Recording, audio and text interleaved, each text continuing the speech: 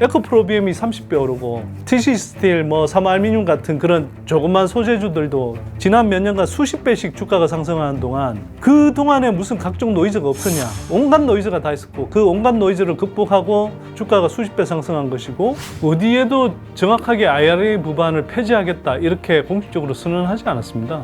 근데 그걸 가지고 IRA 법안을 폐지한다 이렇게 언론들이 폐지한다는 식으로 이렇게 보도를 하고 있는데 한국 언론들이 저는 잘못 보도한 거라고 봐요. 그걸 트럼프가 폐지한다고요?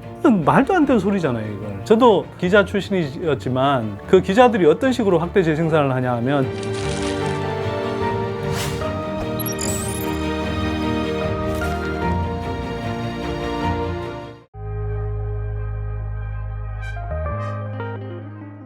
아니 일희일비할 게 아니라 일희해야죠. 얼마나 좋습니까? 에코프로비엠 50만 원 갈 때 그럴 때는 사실 단기적으로 좀 오버슈팅이었다고 볼 수 있죠. 그때 그게 7월 하순쯤이었던 것 같은데 그때는 사실은 단기적으로 뭐 공매도 쇼커버링 들어오면서 갑자기 이제 거래량이 확 늘어나고 주가가 이제 갑자기 튀었기 때문에 사실은 그때 에코프로비엠, 에코프로의 주가는 사실 단기적으로 또는 2차전지 전반적으로 단기적으로는 오버슈팅 구간이었다고 볼 수 있겠죠. 그럴 때는 사실 신중해야 되고요. 그럴 때가 지나서 지금 거기에서 뭐 반토막 이상 나 있는 이런 상황은 사실은 굉장히 좋은 매수 기회죠. 구조적 성장주는 그렇게 조정 않을 때 사지 않으면 언제 삽니까? 특히 2차전지 소재주들 우리 에코프로비엠처럼 이렇게 조정받는 이유가 있긴 있어요. 3분기 실적이 많이 안 좋을 것으로 예상을 많이들 하기 때문에. 네. 근데 그건 기본적으로는 구조적인 성장주에서 나타나는 일시적인 뭐 악재에 의해서 실적이 안 좋은 것이지 구조적인 성장성 자체가 훼손되는 게 아니거든요. 기본적으로는 지난해 또는 올해 뭐 초 정도까지 되게 리튬 가격이 국제적으로 워낙 가파르게 올랐다가 오르다 보니 양극재 업체 입장에서는 더 오르기 전에 좀 사놔야 되는 것 아닐까 하고 이제 샀던 것들.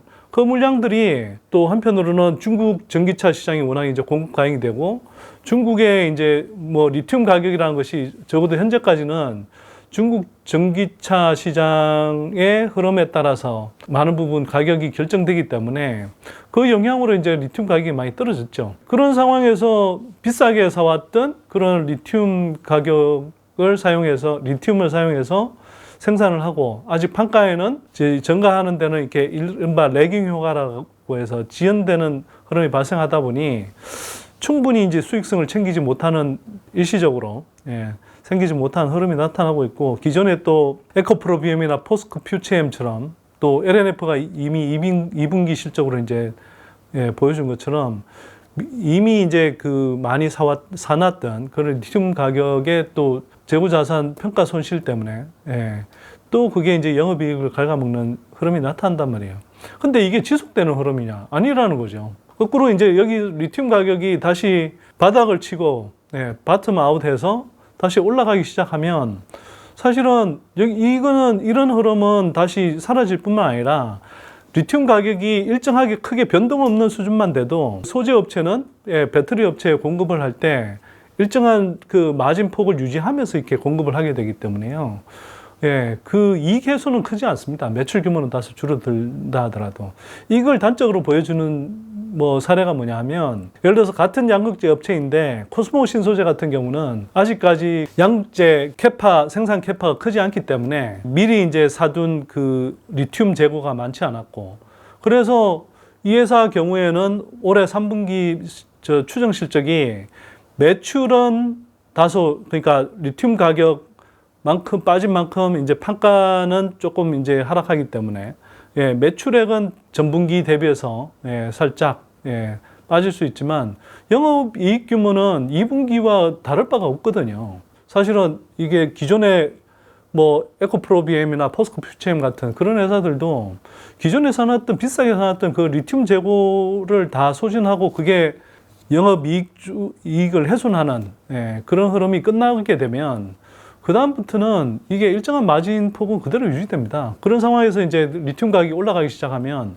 오히려 거기서 이제 마진 폭이 조금씩 더 커지고 매출액도 더 커지는 구간으로 가기 때문에 지금이 그래서 좋은 거예요. 그래서 이런 자꾸 뭐 노이즈가 생길 때 당연히 주가가 빠지죠. 주가가 빠져야 되는 이유도 있고 명분도 있어야 되니까. 예.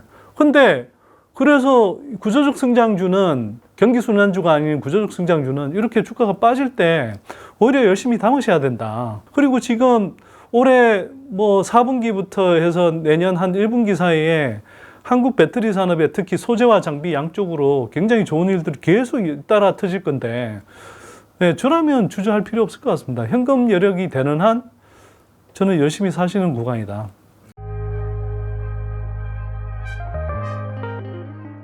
지금 3분기 실적은 배터리 업체들은 대체로 이제 조금 뭐 양호하게 나올 거고요.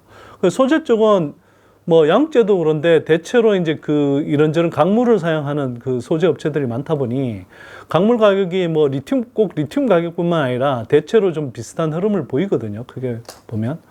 예, 그래서 이제 좀 약세인 경우도 있고, 그 다음에 지금 소재 쪽이 약한 이유는 한편으로는 지금 배터리 업체들의 본격적인 소재 발주를 앞두고 약간 그 일시적인 소강 국면인 측면이 있어서 그래요.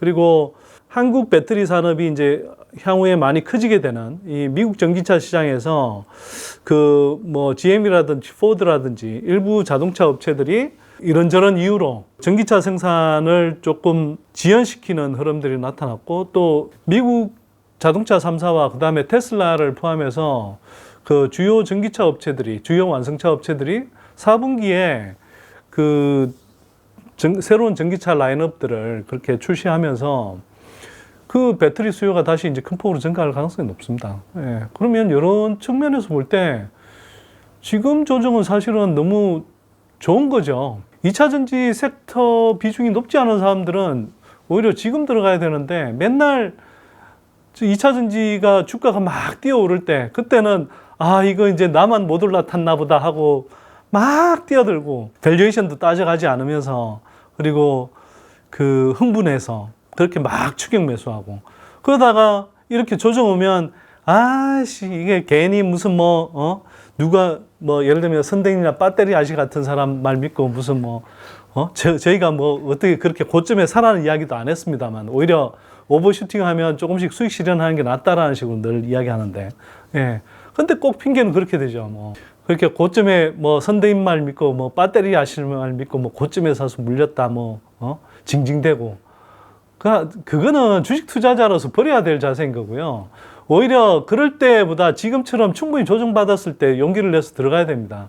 근데 뭐 분할 매수도 하지 않고 뭐 오버슈팅 구간에서 급도 없이 막 몰빵 투자해놓고 지금 와서는 현금 다 떨어져서 이렇게 조정 구간에서, 근데 예, 현금이 있는 사람조차도 이렇게 또 빠질 때는 겁먹어서 움츠러들고 매수를 하지 못하고, 그러니까 맨날 그 주식 투자 실패의 역사가 반복되는 거죠. 제가 뭐 자주 이야기하지만 에코프로비엠이 30배 오르고, 예, TC 스틸, 뭐 삼알미늄 같은 그런 조그만 소재주들도, 또 코스모 신소재 같은 그런 업체들도 지난 몇 년간 수십 배씩 주가가 상승하는 동안 그 주가 수십 배 상승의 수익을 다 이렇게 누린 그런 투자자가 거의 극소수인 한편, 뭐 5배, 10배 수익 낸 사람들 드문 이유가 뭐냐? 그동안에 무슨 각종 노이즈가 없었냐? 온갖 노이즈가 다 있었고, 그 온갖 노이즈를 극복하고 성장하는 산업에서 주요한 플레이어들은 실적이 증가하고 성장 승인을 이게 장착해가면서 계속 주가 수준을 높여왔다. 그렇게 해서 주가가 수십 배 상승한 것이고, 그 가운데 최소 뭐 5배, 10배씩 이렇게 수익을 낸 사람들도 있는데, 어떤 사람은 홀라당 뭐 한 30-40% 수익 내고, 이 수익이 또 도망갈까봐 홀라당 팔아버리고, 어떤 사람은 심지어 단기간에 오버슈팅 됐을 때 들어와서 그 산업에 또는 기업의 잠재력도 잘 모르고 들어와서 누구 그냥 팔랑기가 돼서 들어왔다가 고점에 물려서 마이너스 30%, 40%, 50% 그렇게 조정받을 때, 자기의 어떤 그 판단이 잘못됐던 건 생각하지 않고 주식 투자에 대한 올바른 접근법을 익히지도 않은 상태에서 또 누구 말 들었더니 뭐 손실봤다, 물렸네, 그리고 팔아버리고, 그러니까 계속 실패의 역사가 반복되는 거예요. 그리고 그런 사람들은 주식 투자를 하시면 안 됩니다. 그런 사람들은 계속 그런 식으로 투자했을 경우에는 100번을 시도하더라도 거의 매번 실패하게 돼 있어요. 예. 그런 가운데 그 심지어 바닥에서 따지면 10배뿐만 아니라 뭐 수십 배, 100배, 나중에 뭐 100배 이상 이렇게 상승할 종목을 가지고도 그런 사람들은 늘 아마 실패를 반복할 겁니다.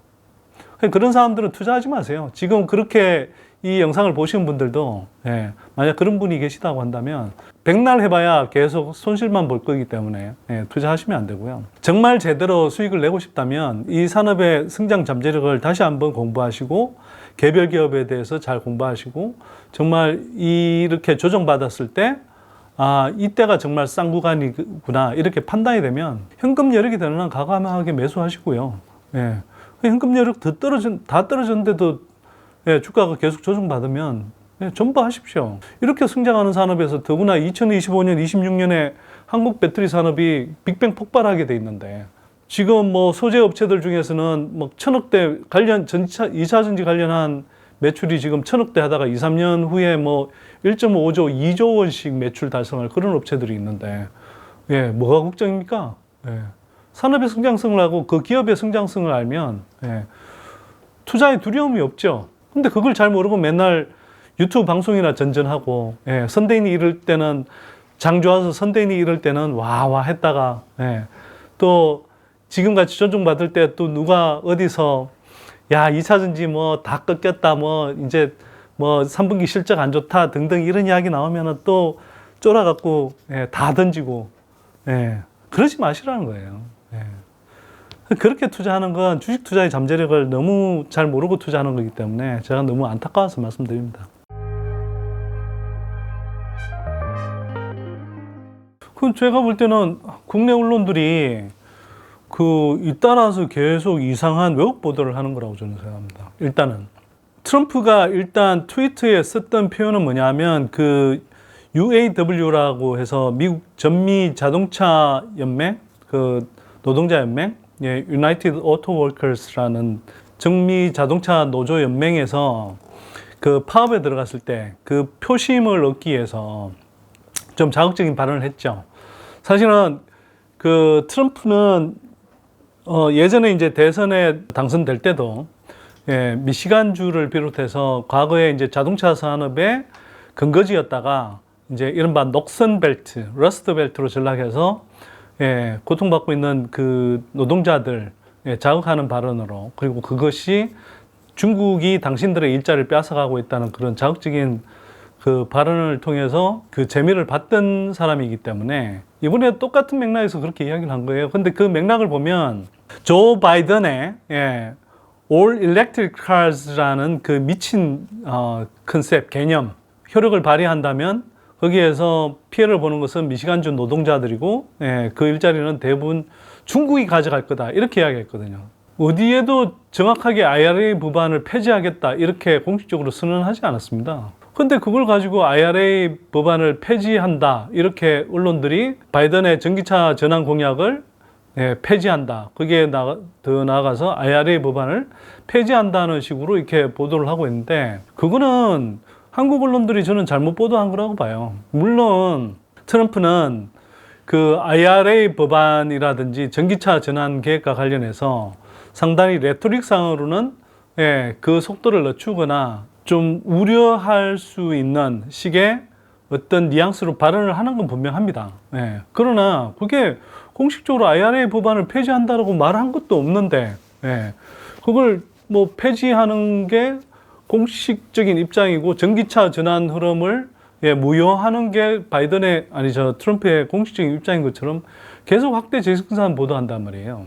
근데 워딩을 읽어보면 그래요. 그래서 그거는 어떤 관점이냐 하면 미국의 정치적인 그 관점에서 보면 그 미시간주 같은 그런 자동차 산업이 발달한 그런 주들에서 노동자들 파업에서 자기가 조금이라도 이제 표를 얻기 위해서 그렇게 이른바 이제 포퓰리즘식의 그런 이제 선동 발언을 한 거고요. 사실 기본적으로는 전미 자동차 노조는 그 조 바이든 쪽에 우호적인 그 투표 성향을 보여왔습니다. 지난 대선에서도 그렇고. 그런데 그럼에도 불구하고 이제 이 전기차 쪽으로 이제 빠른 속도로 전환했을 경우에 아무래도 이제 그 생산 인력이 상대적으로 예, 덜 필요하기 때문에 노동자들 입장에서는 이제 그런 자기들의 이익을 관철시켜 가면서 그 흐름이 전개된다 하더라도 그 과정에서 자기들의 이해관계를 이제 최대한 좀 관철시키려고 하는 흐름이 있는 거고요. 예. 근데 그걸 이제 트럼프는 그런 흐름들을 가지고 적어도 자기도 점수 좀 따려고, 예, 그렇게 어필하는 이제 레토릭이라고 보시면 됩니다. 이 레토릭을 가지고 뭐 엄청나게 이제 난리들을 치고, 예, 이 K 배터리, 예, 그 성장성을 폄훼하는 어떤 수단으로 많이들 삼더라고요. 예.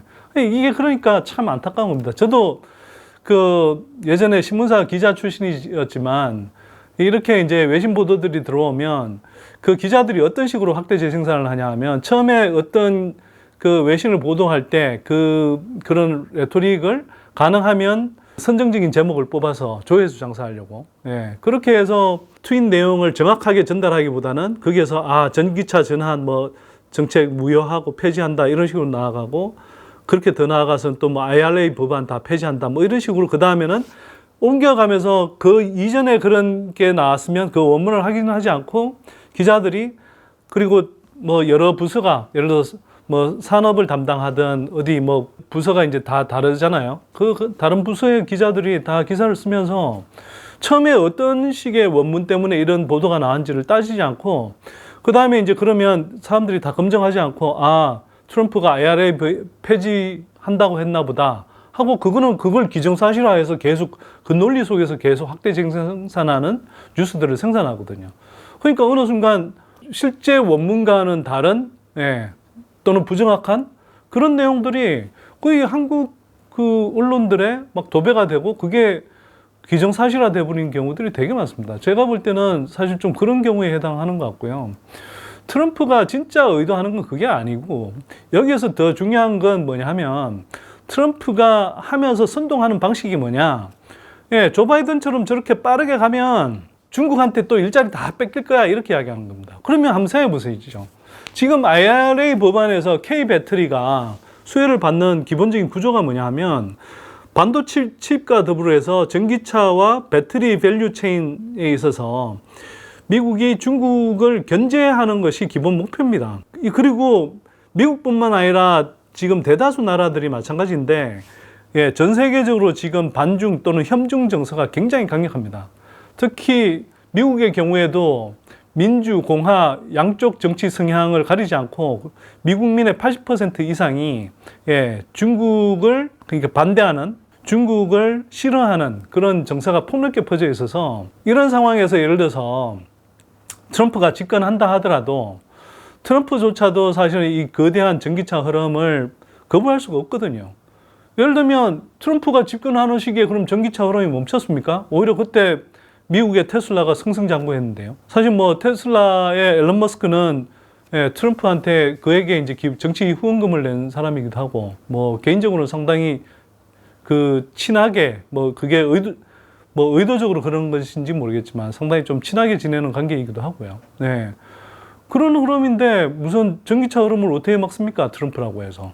그리고 그 IRA 법안의 폐지를 하게 되면 기본적으로는 중국 업체, 그야말로 중국 업체들한테 수혜가 제대로 가게 생겼는데, 그 IRA 법안을 만든 조건들을 보면 중국을 비롯한 비우호국 또는 비우호 집단을 배제하고 강물부터 소재까지 이렇게 조달하고 그 배터리와 이제 전기차를 북미 지역에서 생산해서, 예, 중국을 견제하는 한편으로는 자국 내에 일자리를 만드는 것이 핵심 목표잖아요. 그리고 그걸 민주당이 뭐 통과시킨 게 아니라 민주, 공화 양당이 합의해서 상하원을 통과시킨 거거든요. 그걸 어떻게 그렇게 쉽게 뒤집습니까?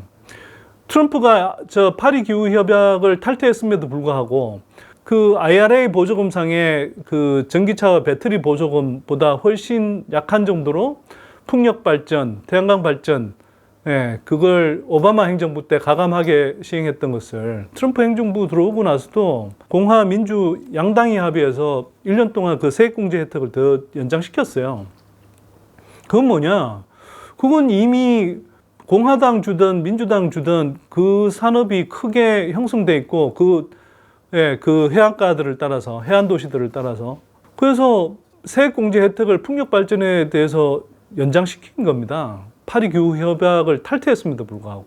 근데 지금 그보다 훨씬 더 많은 혜택을 줘가면서 미국 땅에 배터리 산업을 불러들여서 지금 세액공제 혜택을 주고 있는데, 이미 그리고 그 미국의 포드, GM, 스텔란티스 뭐 3대 완성차 업체 플러스 테슬라까지 K 배터리 업체들하고 이른바 조인트 벤처를 설립해서 미국 내에서 이제 그 어마어마한 배터리 생산을 하도록 지금 돼 있는데, 그런 상황에서 각 연방정부 보조금뿐만 아니라 주정부가 경쟁적으로 보조금을 줘가면서 유치 경쟁을 벌여서 지금 생산 캐파를 짓고 있고, 그렇게 배터리를 공급받아야 미국 완성차 업체들이 차가 팔려서 그래야 트럼프가 표를 얻고 싶어 하는 그 자동차 노조들의 형편도 좋아지고 임금도 올라가는데, 그걸 트럼프가 폐지한다고요?